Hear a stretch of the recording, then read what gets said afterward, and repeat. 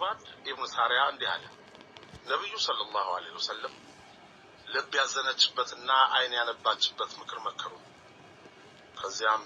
ሰሃቦቹ የተሰናባች ምክር ትመስላለችና እስኪ አደራ በሉን አሉ ነብዩ ሰለላሁ ዐለይሂ ወሰለም እንዲህ አሉ የላቀና ከፍ ያለውን አላህ ተፈሩ ዘንድ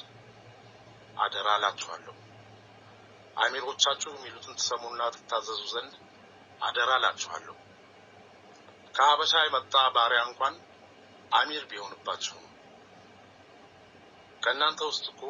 ከኔ በኋላ የሚኖር ብዙ ልዩነቶችን ያያል በኔ ሱናና ቀን መንገድ በተመሩትና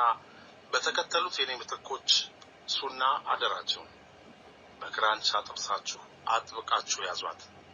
አዲስ ነገርን ተጠንቀቁ መጤ ነገር ሁሉ ጥመት ነው ሐዲሱን አቡ ዳውድና ትርሚዚ ዘግበውታል